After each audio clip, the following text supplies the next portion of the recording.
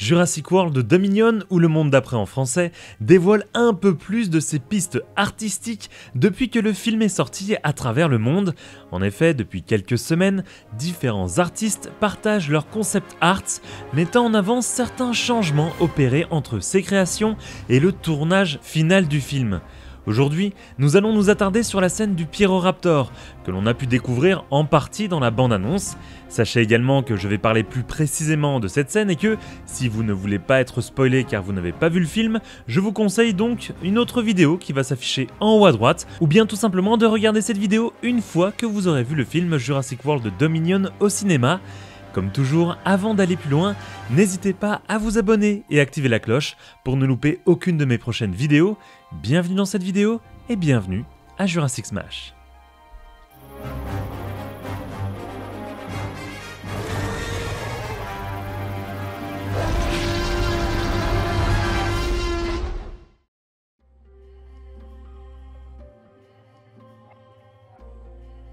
Après s'être fait attaquer par le Quetzalcoatlus, Claire arrive à s'éjecter de l'avion et atterrir dans la vallée de Biosyn, alors que Kayla et Owen vont s'écraser aux abords de la vallée, dans une étendue glacée qui ressemble un petit peu à un barrage.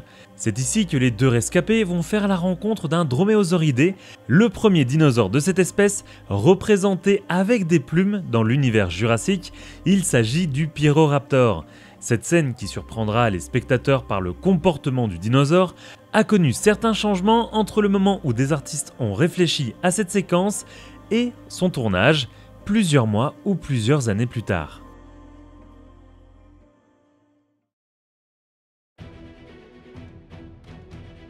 Comme dans ma dernière vidéo présentant des concept arts que vous pouvez retrouver en haut à droite, c'est André Wallin qui a partagé une nouvelle fois ses Keyframe Exploration pour Jurassic World Dominion. Le but de ces créations est de voir le rendu à l'image entre guillemets d'une idée que l'on a en tête ou sur le papier pour voir si les créateurs du film vont dans la bonne direction. L'artiste a dévoilé en effet plusieurs de ses concept arts, présentant ainsi les différences entre ce qui était prévu dans le script de base et le film final.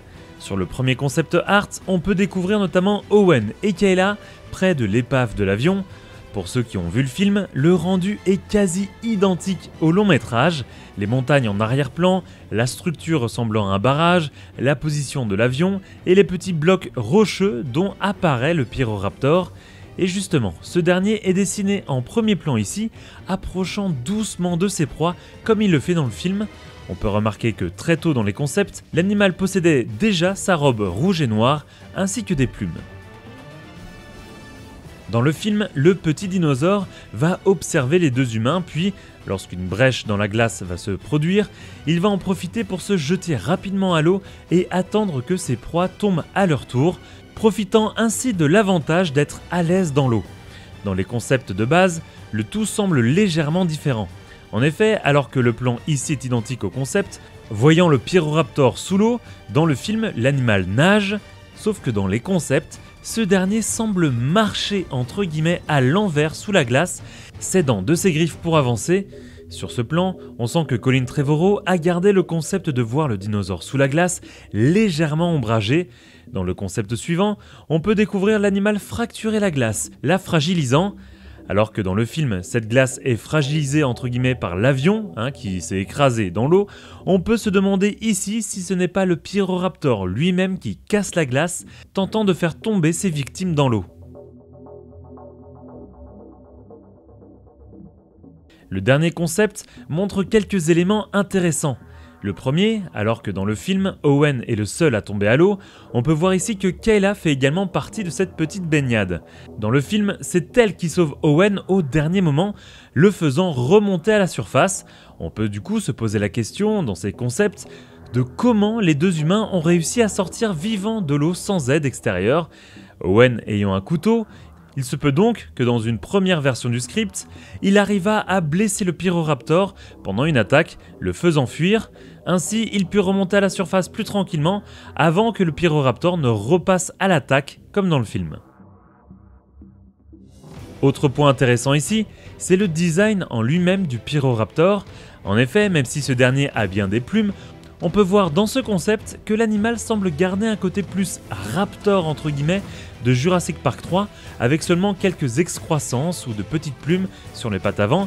Les raptors mâles de Jurassic Park 3 avaient des excroissances sur le crâne. André Wallin n'étant pas un paléontologue, le rendu est sûrement assez basique, ou bien l'animal devait être moins plumé entre guillemets que son homologue dans les dernières versions du film. Personnellement, je trouve ces concepts, encore une fois, très travaillés et très réussis, mais je ne sais pas si je préfère voir le Pyroraptor nager sous l'eau ou si j'aurais aimé voir l'animal s'agripper à la glace de cette manière. N'hésitez pas à me dire en commentaire ce que vous préférez. Je pense que le fait qu'il s'agrippe à la glace fait moins réaliste entre guillemets, car si un animal va dans l'eau, c'est que globalement entre guillemets il sait nager, mais le côté avancer doucement, fracassant la glace et laissant entrevoir ses griffes à la surface aurait pu faire de très bons plans avec un côté suspense plus travaillé selon moi. Comme toujours, n'hésitez pas à me dire ce que vous pensez de toutes ces informations en commentaire. Vous pouvez devenir membre fondateur pour avoir accès à des émoticônes sur la chaîne ou devenir membre soutien et avoir votre pseudo YouTube mis en avant à la fin de mes vidéos ainsi qu'un accès à certaines vidéos en avant-première. Pour cela, cliquez sur l'onglet rejoindre sous cette vidéo. Merci à mes membres soutiens et à toutes les personnes qui supportent cette chaîne en vous abonnant et en partageant mes vidéos sur vos réseaux sociaux. Nous, on se donne rendez-vous dans une prochaine vidéo. Salut les Smashers!